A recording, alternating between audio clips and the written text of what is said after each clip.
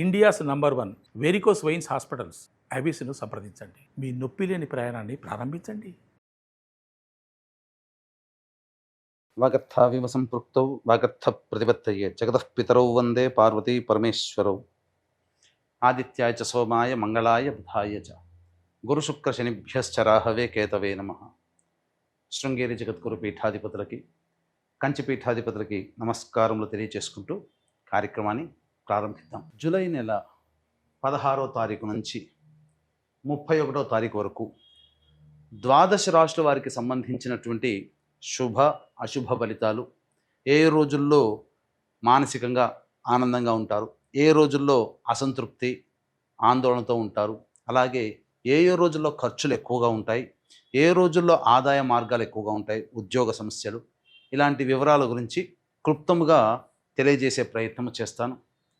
కాబట్టి వీక్షించేటువంటి ప్రేక్షకులకి చిన్న గమనిక, మీరు మీ యొక్క జన్మ నక్షత్రం ఏదైతే ఉంటుందో ఆ నక్షత్రం ప్రకారం ఉన్నటువంటి రాశినే మీరు పరిగణనలోకి తీసుకోవాలి.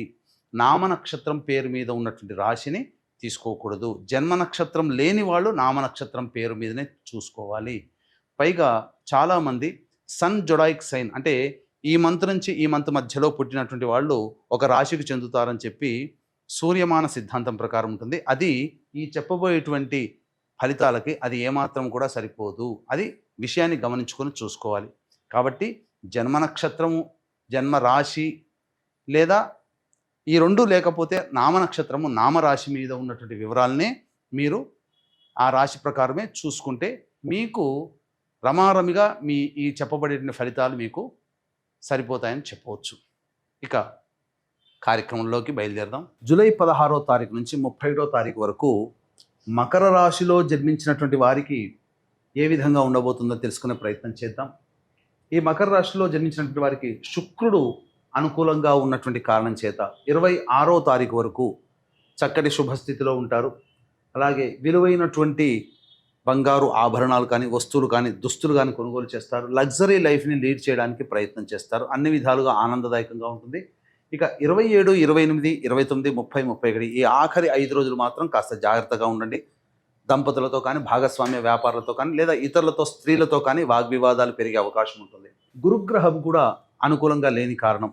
ఈ కారణం చేత అనవసరమైనటువంటి విషయాల్లో ఖర్చులు అధికంగా ఉంటాయి. అలాగే ఆరోగ్యం పట్ల శ్రద్ధ వహించాల్సినటువంటి పరిస్థితి. ఇండైజేషన్ ప్రాబ్లంతో ఎక్కువగా సమస్యలు ఎదుర్కొంటారు. పెద్దలతో వాగ్వివాదాలు జరుగుతాయని చెప్పవచ్చు. ఇక రవి యొక్క సంచార ప్రభావము కాస్త బాధ్యతలు, రెస్పాన్సిబిలిటీస్ అంటారు, ఉద్యోగంలో కానీ వృత్తి వ్యాపారాల్లో కానీ పెరగడం ద్వారా కొంత సమస్యలు అనేటువంటివి ఎదుర్కోక తప్పదు. ఆందోళనగా ఉంటుంది.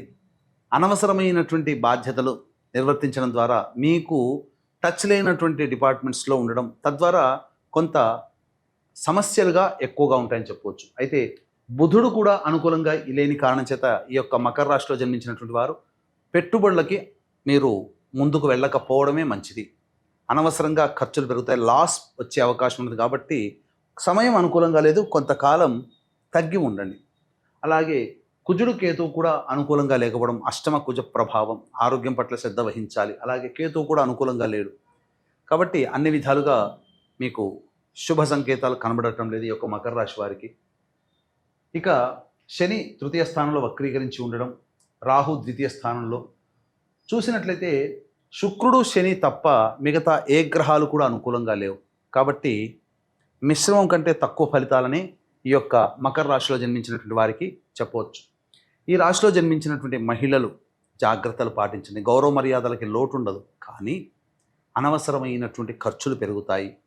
మీ దగ్గరికి వచ్చి మిమ్మల్ని ప్రేమగా మాట్లాడి కేవలం మీతో కొన్ని పనులు చేయించుకోవాలి, లేదా మీ దగ్గర ఉన్నటువంటి విలువైన వస్తువులు తీసుకోవాలి, డబ్బు పరంగా, వస్తువుల పరంగా అనేదే మీరు గ్రహించండి. ఏ తర్వాత మీరు ఎదుటి వాళ్ళకి మాటలకి లోబడిపోయారా, నష్టపోతారు. అలాగే ఈ రాశిలో జన్మించినటువంటి వారికి ప్రధానంగా సంతానం కోసం ఎదురు చూసేటువంటి వ్యక్తులకి చక్కటి శుభవార్త వింటారు. అలాగే వివాహం కావాల్సినటువంటి అబ్బాయిలు, అమ్మాయిలు బాగా కష్టపడితే తప్ప వివాహ సంబంధాలు కుదరవు. కాబట్టి జాగ్రత్తలు పాటించండి. ఇక విద్యార్థుల విషయానికి వచ్చినట్లయితే ఎక్కువగా శ్రమ కోరిస్తే తప్ప విద్య లభించదు, అలాగే విద్యాలయాల్లో ప్రవేశం కూడా లభించదు. కాబట్టి ఏతావాత ఈ యొక్క మకర రాశిలో జన్మించినటువంటి వారికి మిశ్రమం కంటే తక్కువ ఫలితాలని చెప్పవచ్చు. ఇక దైనందిన కార్యక్రమాల్లో 16 నుంచి 31 వరకు మంచి చెడు సంతోషము దుఃఖము ఎలా ఉంటాయో తెలుసుకునే ప్రయత్నం చేద్దాం.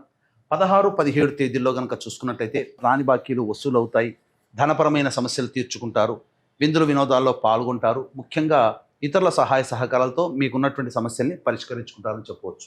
18, 19, 20 తేదీల్లో వాహనాన్ని నడిపేటప్పుడు జాగ్రత్తలు పాటించాలి, తల్లిగారి ఆరోగ్యం పట్ల శ్రద్ధ వహించాలి, గృహ మరమ్మతులు వాహన మరమ్మతులకి ఎక్కువగా ఖర్చులు అవుతాయి, అలాగే విలువైన వస్తువుల కొనుగోలు జరుగుతుంది, ఖర్చులు అధికంగా ఉంటాయి, సంతృప్తి లేని జీవితాన్ని గడుపుతారు. 21, 22 తేదీల్లో ప్రధానంగా అంతా అనుకూలంగా ఉన్నట్టుగానే ఉంటుంది, కానీ ఏది కార్యరూపం దాల్చదు, అన్ని ఆలోచనలకే పరిమితం అవుతాయి, ఏది ఇంప్లిమెంటేషన్ జరగదు. మీ ఆరోగ్యం పట్ల కూడా శ్రద్ధ వహించాలి, శ్వాస సంబంధమైనటువంటి ఇబ్బందులు ఎదుర్కొనే అవకాశం ఉంటుంది. 23, 24 తేదీల్లో 25, 26 తేదీల్లో ధనపరమైనటువంటి సమస్యలను అధిగమించగలుగుతారు, రాని బాకీలు వసూలు అవుతాయి, విద్యుల వినోదాల్లో హాయిగా పాల్గొంటారు, ముఖ్యంగా కొత్త వ్యక్తుల్ని పరిచయం అయ్యే అవకాశాలు గోచరమవుతున్నాయి. మీ యొక్క జీవిత భాగస్వామి సలహాలు, వ్యాపార భాగస్వామి సలహాలు సూచనలు పాటించడం ద్వారా మెరుగైన జీవితాన్ని పొందుతారని చెప్పవచ్చు. ఇక 27, 28 తేదీల్లో మీరు వాహనపరంగా సమస్యలు ఎదుర్కొనే అవకాశం ఉంటుంది, నడిపేటప్పుడు జాగ్రత్తలు పాటించండి. ఏదో ఒక ప్రశాంతత ఉండదు, ఏదో ఒక ఆలోచనతో మిమ్మల్ని మీరు బాధపడుతుంటారు, కాబట్టి జాగ్రత్తలు పాటించండి, సంతోషం లేని జీవితాన్ని గడుపుతారు. ఇక 29, 30, 31 తేదీల్లో తండ్రి గారి ఆరోగ్యం పట్ల శ్రద్ధ వహించాలి, సంతాన మూలకంగా విభేదాలు ఖర్చులు సమస్యలు పెరుగుతాయి, కాబట్టి జాగ్రత్తగా ఉండండి. ఏది ఏమైనప్పటికీ కూడా ఖర్చులు కూడా అధికంగా ఉంటాయి, కాబట్టి అన్ని విధాలుగా మిశ్రమం కంటే తక్కువ ఫలితాలే మీరు పొందుతారని చెప్పవచ్చు. ఇక ఈ యొక్క మకర రాశిలో జన్మించినటువంటి వారికి ప్రధానంగా అంటే వీక్షించేటువంటి ప్రేక్షకులు కూడా గమనించాల్సినటువంటిది, కాశీ విశ్వేశ్వరుని యొక్క ఆజ్ఞ మేర కాశీ క్షేత్రంలో ఉండడం జరుగుతుంది. కావున తండ్రి వైపు తల్లి వైపు మరణించిన వారి యొక్క ఆత్మతృప్తి కోసం బ్రాహ్మణుని కర్తగా పెట్టి పిండ ప్రదానం చేయించడం జరుగుతుంది.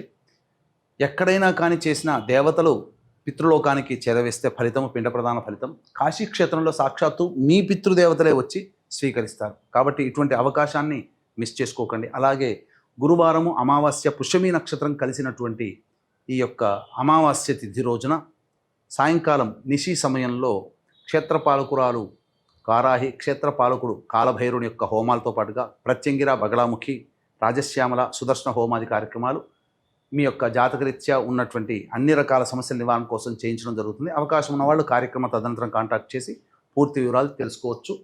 ఇక ఈ యొక్క మకర రాశిలో జన్మించినటువంటి వారు సమస్యల పరిష్కారం కోసం ప్రతిరోజు నవగ్రహాల చుట్టూ శివాయ నమః అంటూ 27 ప్రదక్షిణలు చేసి శివాలయ సందర్శనం చేసుకునే ప్రయత్నం చేయండి. చాలా సమస్యలు తగ్గుముఖం పడతాయి. ఇప్పుడు చెప్పినటువంటి వాటికంటే ఇంకా సమస్యలు ఎదుర్కొంటున్నట్లయితే దగ్గరలోని మంచి ఉపాసనా పరులైనటువంటి జ్యోతిషుల సలహాలు సూచనలు కనుక పాటిస్తే మరింత మెరుగైనటువంటి జీవితాన్ని పొందుతానని తెలియజేస్తూ సర్వం శ్రీ ఉమామహేశ్వర పరబ్రహ్మార్పణమస్తు.